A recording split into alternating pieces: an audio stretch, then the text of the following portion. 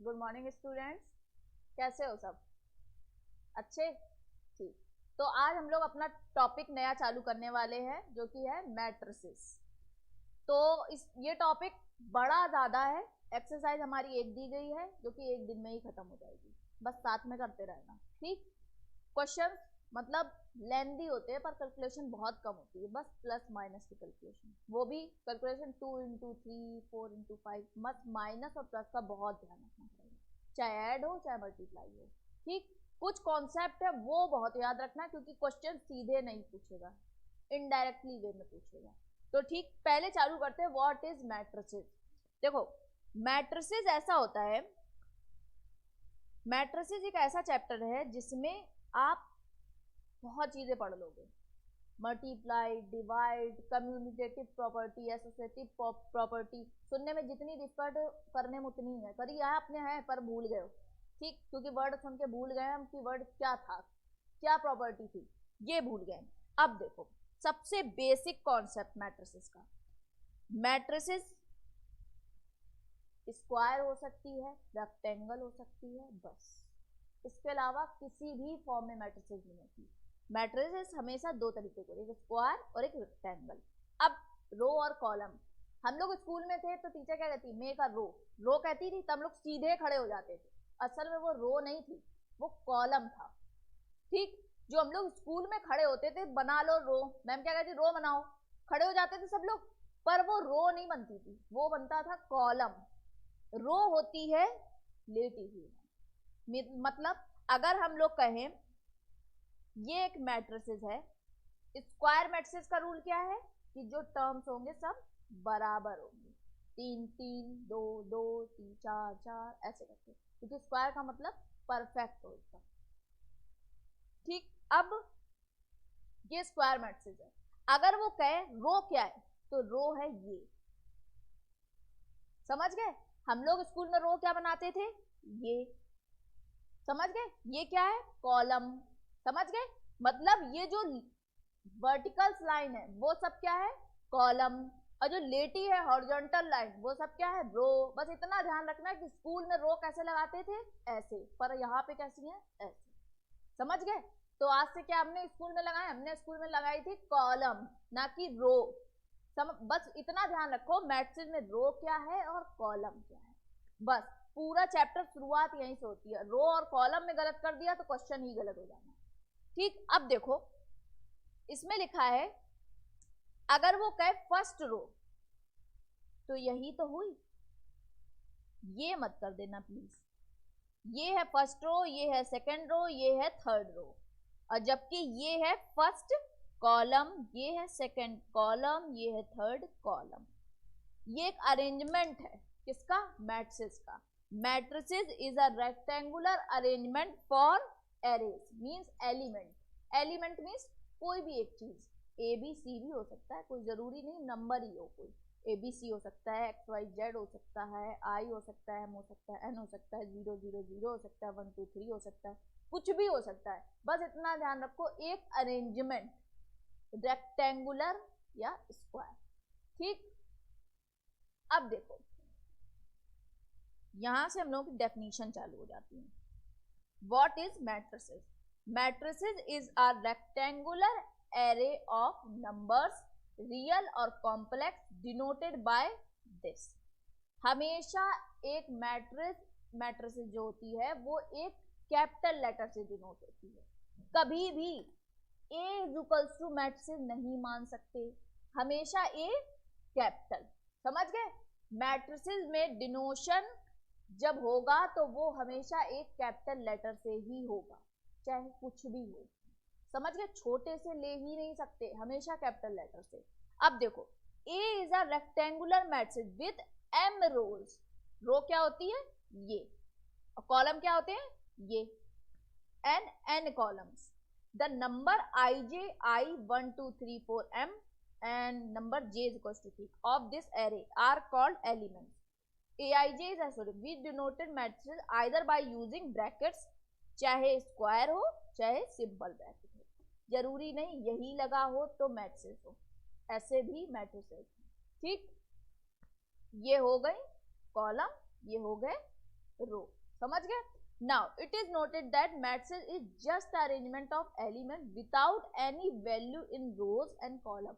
कोई वैल्यू नहीं लिखी होती कभी मैट्रिक्स में, वो सिर्फ एलिमेंट्स लिखे होते। कभी भी 2 into 5 मैट्रिक्स नहीं होगी। जब इसको 7 लिख दोगे तो ये मैट्रिक्स का एक एलिमेंट है, ठीक, क्योंकि मैट्रिक्स के अंदर सॉल्यूशन नहीं होते। सॉल्यूशन सॉल्व करके जब पूरा सॉल्व हो जाएगा तब वो मैट्रिक्स बनती है, ठीक। Plural matrix is called matrices, ठीक। एक मैट्रिक्स 2-3 हो matrices. Next, it is noted that rectangular that the matrix is just arrangement of element without any values in row and column, same लिखा है, ठीक। ऑर्डर ऑफ मैट्रिक्स देखो, अब order सबसे जरूरी चीज लिखा है। A matrix A with m rows and n columns is called matrix of order m and n। हमेशा ध्यान रखना, पहले रो है फिर कॉलम है, पहले रो इनटू फिर कॉलम। कभी भी कॉलम इंटू रो नहीं होगा, चाहे कुछ भी हो जाए, चाहे लिख के भी दे तो गलत है। मैट्रिक्स में रूल है कि रो इंटू कॉलम, और रो है ये और कॉलम है ये। समझ गए? हमेशा कैपिटल लेटर से। ये रही हमारे कॉलम, ये रहे रो, और इस मैट्रिक्स का पहले रो देखो कितनी है, 3 है। कॉलम कितने हैं, 3 है। अब ये नहीं अगर पूछ ले कॉलम कितने, ये वाला 3 गिन लो, नहीं यही वाला देखोगे। समझ गए? क्योंकि यहाँ पे एक स्क्वायर मैट्रिक्स है जिसमें रो और कॉलम बराबर, ठीक लिखा है। और हाँ, मैट्रिक्स के ऑर्डर से पता कर सकते हो कि उसमें कितने एलिमेंट हैं। जैसे 3 into 3 है, 3 3 जा 9, मतलब इसके अंदर 9 एलिमेंट्स है, चाहे कैसे भी लिखे हो पर 9 है, ठीक। अब लिखा है कि हम इसमें जब ऑर्डर लिखेंगे उससे हम लोग एलिमेंट्स बता सकते हैं कितने हैं। अब देखो, अगर हम कह दें कि ए मैट्रिक्स में ए की वैल्यू निकालो 5 2, ठीक, तो पहले क्या पढ़ेंगे, रो। पहली बात तो रो है ही नहीं 5, ठीक। ए की पावर 2 3। पहले देखो दूसरी रो कौन सी है, 4 6 5 वाली है। दूसरी रो कौन सी है, 4 6 5 वाली। तीसरा कॉलम कौन सा है, 2 5 8। तो हमारे पास यही एक एलिमेंट है जो क्रॉस हो रहा है 2 बार दोनों चीजों से, तो क्या वैल्यू आई, 5। समझ गए कि हम एलिमेंट कैसे पता करेंगे, पहले रो देखो फिर कॉलम देखो, और जो दोनों लाइनें जिसको काट दे वही है हमारा एलिमेंट। समझ गए? ये मैट्रिक्स का रूल है कि इसको पढ़ा कैसे जाएगा। अगर कोई एलिमेंट पूछ ले, मान लो हम पूछ रहे हैं 1 और 3, बताओ कौन सा है,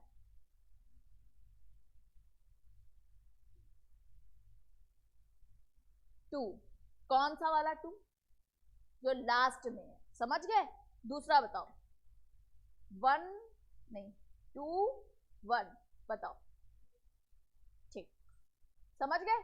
तो हमें ये समझ में आ गया, जो हमारा ऑर्डर होगा इसमें पहले रो होगा, दूसरा कॉलम होगा, और जो रो होगा वो ऐसे ऐसे है, जो कॉलम है वो ऐसे ऐसे है, और रो इनटू कॉलम जब मल्टीप्लाई कर देंगे तो वो ध्यान रखना उतने एलिमेंट्स होंगे हमारे अंदर उस मैट्रिसेस के अंदर। मैट्रिसेस हमेशा रेक्टेंगुलर और स्क्वायर शेप में होगी। मैट्रिसेस हमेशा एक कैपिटल लेटर से ही डिनोशन होगा उसका। समझ गए? Now types of matrices, different types है, बहुत ध्यान रखना है क्योंकि उसमें डायरेक्ट कहता है फॉर्म आ रो मैट्रिसेस।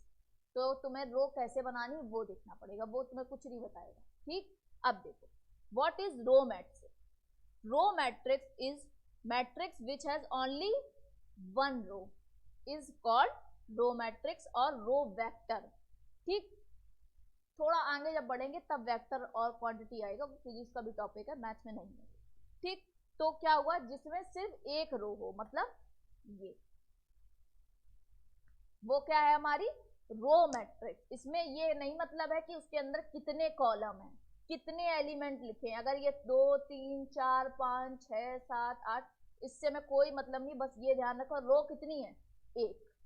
समझ गए ना। कॉलम मैट्रिक्स, जिसमें सिर्फ एक कॉलम हो, वो होगा कॉलम मैट्रिक्स या column vector.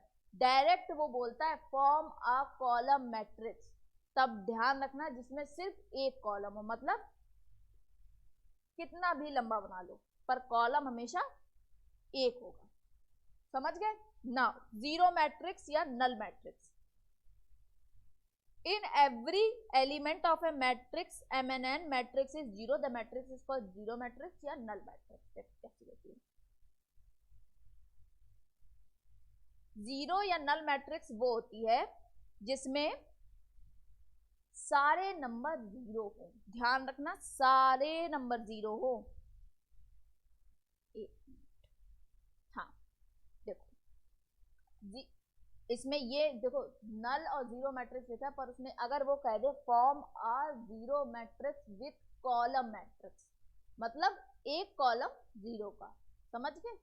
Form a row zero matrix, मतलब एक रो जीरो मैट्रिक्स। डायरेक्ट ये बोलेगा वो, तुमसे ये नहीं कहेगा इतने जीरो लिख लो इतनी मैट्रिक्स बना लो, बिल्कुल नहीं कहेगा। ठीक, zero matrix zero M N, M N, ठीक, कितनी भी हो सकता है एम एन। ये क्या है हमारा एक, बताओ, ये है रो जीरो मैट्रिक्स। ये क्या है, स्क्वायर मैट्रिक्स। और ये क्या है, कॉलम मैट्रिक्स। समझ गए? देखो तीनों फॉर्म इसने दे दिए। समझ गए? जीरो होंगे सारे एलिमेंट्स, वो होगी जीरो और नल मैट्रिक्स। देखो अब देखो square matrix and rectangular matrix, ये हमने पढ़ लिया। स्क्वायर में सारे एलिमेंट्स बराबर होंगे और डबल में होंगे, से 2 इंटू 2, 3 इंटू 3, 4 इंटू 4, ये होगा स्क्वायर मैट्रिक्स जिसमें एम और एन दोनों इक्वल होंगे, तभी हमको पता चलेंगे इतने एलिमेंट्स हैं। ठीक, रेक्टेंगुलर में एक ज्यादा एक बड़ा, एक छोटा एक बड़ा, बस इतना ध्यान रखो। अब जैसे कि इसमें कह दे example of square matrix are zero except on the leading diagonal. इसको डायगोनल मैट्रिक्स, देखो डायगोनल मैट्रिक्स क्या होता है, इसी के अंदर दे दिया ना डायगोनल मैट्रिक्स। देखो डायगोनल मैट्रिक्स बनती है हमेशा एक स्क्वायर मैट्रिक्स के।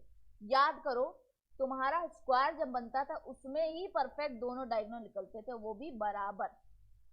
ठीक, अब वो कहेगा व्हाट इज डायगोनल मैट्रिक्स, तो वो मैट्रिक्स, बस ये ध्यान रखना स्क्वायर में डायगोनल दोनों तरफ से, पर इसमें डायगोनल हमेशा बस यही है, बस उल्टी तरफ वाला नहीं लोगे। ठीक, तो डायगोनल मैट्रिक्स वो होती है, वो मैट्रिक्स जिसमें सिर्फ जो डायगोनल में लिखे हैं वही एलिमेंट जीरो और जीरो नहीं हो सकते, बाकी सब जीरो होंगे। जैसे कि अगर हम कह रहे ये एक मैट्रिक्स है, मान लो ये रहा 4, ये रहा 5, ये रहा 6, तो इसके बचे जितने एलिमेंट होंगे सब जीरो होंगे। ध्यान रखना ये एक डायगोनल मैट्रिक्स होती है जिसके डायगोनल में ही जो एलिमेंट्स है वही नंबर होंगे, बाकी सब जीरो होंगे। ठीक, समझ में आया ये चीज? डायगोनल मैट्रिक्स क्या होती है, वो मैट्रिक्स जिसके सिर्फ डायगोनल्स में ही एलिमेंट लगे होंगे, बाकी सब जीरो। अगर फॉर्म करने को कहेगा तो तुम जो भी एलिमेंट देगा उसको लगातार लिख के जितने बचे सब जीरो होंगे। समझ गए? देखो अगर कह दे व्हाट इज डायगोनल, तो हमारा डायगोनल क्या होगा, 4, 5, 6, ये हमारा एक डायगोनल मैट्रिक्स बना है। वो सीधे ऐसे कहेगा 5, 6, 7 का डायगोनल मैट्रिक्स बनाओ, तो बस सिंपली तुम ऐसे करोगे 5, 6, 7, बाकी सब बचे जीरो। समझ गए? वो तुम्हें बना के नहीं देगा डायगोनल मैट्रिक्स, वो सीधे इतना बोलेगा कि ये एलिमेंट है डायगोनल मैट्रिक्स के। बस तुम कहोगे 3, क्या 3 का कैसे करेंगे? नहीं, तुम्हें पता है कि डायगोनल में सिर्फ डायगोनल के ही मैट्रिक्स पे नंबर लिखे जाते हैं, बाकी सब जीरो होते हैं। अब देखो स्केलर मैट्रिक्स क्या होता है। स्केलर मैट्रिक्स वो होता है, स्केलर मैट्रिक्स बना है डायगोनल मैट्रिक्स, बस इतना ध्यान रखो। A diagonal matrix whose leading diagonal elements are all equal। बस स्केलर और डायगोनल मैट्रिक्स में इतना डिफरेंस है कि डायगोनल मैट्रिक्स में कोई भी एलिमेंट आ सकता है डायगोनल पे, पर स्केलर डायगोनल लिख देगा तो फिर डायगोनल की जगह पे एक ही एलिमेंट होगा सेम। डजंट मीन वो 1 है कि 0 हो जाएगा तो वो नल ही हो जाएगी मैट्रिक्स। समझ गए? जीरो हो नहीं सकता, इक्वल होगा, और कहाँ पे होगा, डायगोनल पे होगा।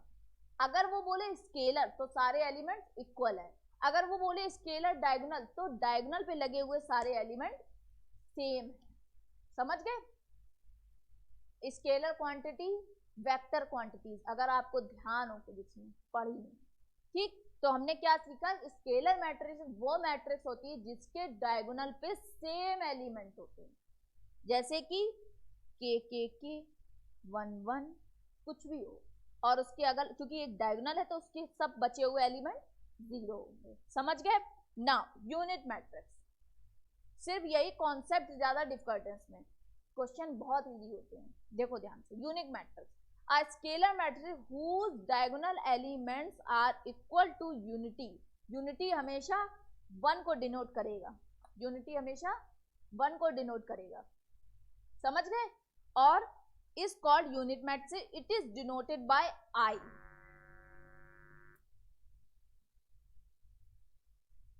it is denoted by I। समझ गए? मतलब हमने नल क्या पढ़ा, नल होगा O, वैसे मैट्रिक्स हमेशा कैपिटल लेटर में, और यूनिट मैट्रिक्स होगी तो आई में। समझ गए?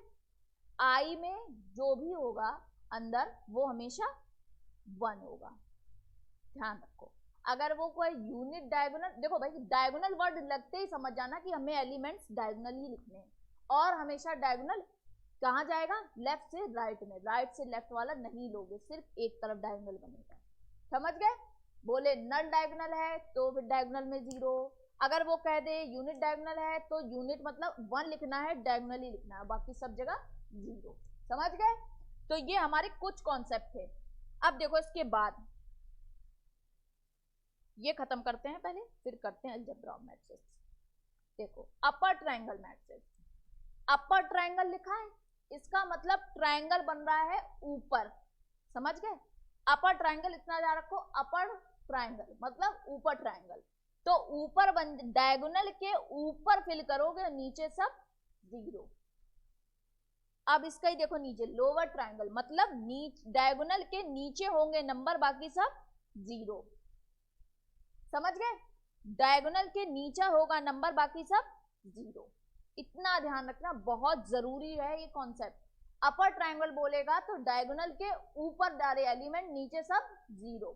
लोअर ट्रायंगल बोलेगा तो डायगोनल के नीचे सारी एलिमेंट और ऊपर सब 0। तो 0 कहाँ है, उल्टा, अपर में नीचे और लोअर में ऊपर।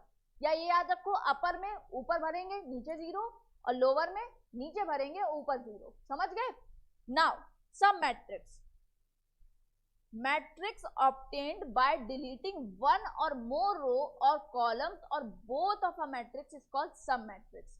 सब मैट्रिक्स ये होती है हमने कुछ छोटा कर दिया, जैसे कि चाहे एक रो हटा दो, चाहे एक कॉलम हटा दो, कैसे भी हटाओ कोई मतलब नहीं। इसमें देखो इन्होंने क्या किया, ये रो हटा दी और ये कॉलम हटा दिया, तो हमारी मैट्रिक्स बन गई ये। तो ये एक सब मैट्रिक्स बन गई। किससे बनी? मैट्रिक्स से निकल के बनी, इसलिए सब मैट्रिक्स हो गई। हम लोग नहीं कहते सब सब्जेक्ट, मतलब उस सब्जेक्ट, सब टॉपिक, उस टॉपिक के अंदर एक टॉपिक है। ये हम लोग क्या पढ़ रहे हैं, ये हम लोग इक्वेशन के अंदर एक सब टॉपिक पढ़ रहे हैं, मैट्रिसेस। समझ गए? तो हमने क्या सीखा, एक मैट्रिसेस से अगर एक रो एक कॉलम कोई एलिमेंट कुछ भी हटा दें तो वो एक जब मतलब जो फाइंड होके आएगी मैट्रिक्स, वो होगी हमारी एक सब मैट्रिक्स। समझ में आया? इक्वल मैट्रिक्स, इक्वल मैट्रिक्स वो होती है जिसमें दो मैट्रिक्स इक्वल हो। अब देखो कैसे लिखा है, two matrix A I J B B I J are said to be equal if they satisfied two equation. क्यों? ऑर्डर सेम होना चाहिए। ठीक, ऑर्डर क्यों सेम होना चाहिए? अगर 2 into 3 इसका है तो 2 into 3, तभी तो एलिमेंट 6 और 6 बनेंगे। जब ऑर्डर ही है 3 into 3 का, 2 into 3 का, तो इसमें 6 होगा एलिमेंट, इसमें 9 होगा, तो कैसे बराबर होंगे? बराबर तो बराबर ही होता है ना, चाहे वो उसकी टोटल नंबर्स हो, चाहे वो एलिमेंट हो, चाहे उसकी हाइट हो, चाहे लेंथ हो। अगर वो रेक्टेंगुलर है तो वो भी रेक्टेंगुलर होगा, अगर उसमें 9 एलिमेंट है तो उसमें भी 9 एलिमेंट हो। तो हमने क्या सीखा, एक तो उसका ऑर्डर सेम होना चाहिए, क्योंकि ऑर्डर से हमको नंबर ऑफ एलिमेंट्स पता चल जाएंगे, और नंबर ऑफ एलिमेंट्स भी इक्वल में सेम होंगे। Next, corresponding elements in both the matrices are equal. इससे हमें क्या पता चला कि दोनों के एलिमेंट्स भी सेम होने चाहिए। अब देखो कैसे, मान लो अगर हमने कोई मैट्रिक्स मानी 1 2 3 4, तो ये इसका ऑर्डर क्या है 2 into 2 का, तो मतलब हमारी मैट्रिक्स क्या बनी 2 into 2 की, और equal, this is an equal matrix, मतलब यही एलिमेंट आएंगे और जहां है वहीं पे आएंगे। ये ध्यान रखना, अगर 1 यहाँ पे लिखा है तो हम यहाँ पे 1 नहीं लिख सकते, जहां पे जो एलिमेंट है वो वहीं पे आएगा। ये हमारे कॉन्सेप्ट बिल्कुल बेसिक कॉन्सेप्ट है मैट्रिक्स के, जो हमने पढ़ लिए। कल हम लोग चालू करेंगे अलजेब्रा ऑफ मैट्रिक्स। यहाँ से हमारे सॉल्व वाले क्वेश्चन चालू होंगे कि कैसे मल्टीप्लाई करते हैं, कैसे डिवाइड करते हैं, कैसे ट्रांसपोज होता है। तो हमने क्या सीखा, पूरा रिवीजन कर लो। पहले हमने क्या सीखा कि मैट्रिसेस जो होती है वो एक रेक्टेंगुलर या स्क्वायर फॉर्म में एलिमेंट्स अरेंज होते हैं, वो होती है हमारी मैट्रिक्स, जो हमेशा एक कैपिटल लेटर से होती है, और चाहे स्क्वायर ब्रैकेट हो और चाहे सिंपल ब्रैकेट हो, पर हमेशा ब्रैकेट के अंदर। ठीक, नेक्स्ट हमने पढ़ा कि उसमें पहले जो ऑर्डर होता है वो होता है रो इनटू कॉलम का, जिसमें हमेशा रो आती है पहले और कॉलम आता है बाद में। ठीक, और ठीक, उसके बाद हमने पढ़ा कि डायगोनल मैट्रिक्स क्या होता है, जिसमें डायगोनल पे एलिमेंट्स लगे हो, बाकी ऊपर और नीचे सब जीरो। ठीक, स्केलर मैट्रिक्स जिसमें अगर वो बोले स्केलर तो मतलब एलिमेंट्स इक्वल हैं, और अगर वो कहे स्केलर डायगोनल तो scalar plus diagonal means diagonal में एलिमेंट जो लगे हैं वो इक्वल हैं और बाकी सब जीरो। नल मैट्रिक्स वो होती है जिसके सारे एलिमेंट जीरो हो, और यूनिट मैट्रिक्स वो होती है जिसमें एलिमेंट्स 1 हो। अगर वो कहे unit diagonal matrix means diagonal में 1 है एलिमेंट। समझ गए? अपर ट्रायंगुलर कहेगा तो ऊपर ट्रायंगल बनेगा, नीचे जीरो। डायगोनल के ऊपर ट्रायंगल बनेगा, नीचे जीरो। लोअर ट्रायंगल कहेगा तो डायगोनल के नीचे बनेगा ट्रायंगल और ऊपर सब जीरो। समझ गए? अब मेरे ख्याल से कुछ रह तो गया नहीं, डिवीजन में कुछ रह गया? हाँ, रो मैट्रिक्स में एक रो होगी, कॉलम मैट्रिक्स में एक कॉलम होगा, बस ये ध्यान रखना। और यूनिट हो गया, स्केलर हो गया, डायगोनल हो गया। स्क्वायर मैट्रिक्स रेक्टेंगल मतलब स्क्वायर के फॉर्म में होगा, रेक्टेंगल के फॉर्म में होगा, इतना ध्यान रखना। ऑर्डर ऑफ द मैट्रिक्स हमेशा रो इनटू कॉलम होगा, और इक्वल मैट्रिक्स वो होगा जिसके ऑर्डर इक्वल हो, एलिमेंट्स इक्वल हो और वो देखने में भी सेम हो। जो एलिमेंट यहाँ पे है वही एलिमेंट दूसरा होगा। और सब मैट्रिक्स होता है जब किसी मैट्रिक्स से कुछ एलिमेंट्स, एक रो, एक कॉलम, कुछ भी डिलीट करके तब एक उससे मैट्रिक्स बनाया जाए तो उसको बोलते हैं सब मैट्रिक्स। समझ गए? एक मैट्रिक्स के अंदर एक मैट्रिक्स छुपी हो तो उसे बोलते हैं सब मैट्रिक्स। तो आज हमने ये पढ़ लिया है कि हमारे concept of introduction of matrices था। कल हम लोग चालू करेंगे कि कैसे मल्टीप्लाई होता है, कैसे ट्रांसपोज होता है। तो ये कॉन्सेप्ट बहुत ध्यान रखना क्योंकि ये बेसिक है मैट्रिक्स का। तो आज के लिए इतना ही। कल हम लोग चालू करेंगे, हो सकता है एक्सरसाइज स्टार्ट हो जाए, एक एक्सरसाइज है, कोई टाइम नहीं लगना सॉल्व करने में। ठीक है, तो आज के लिए इतना ही। Thank you.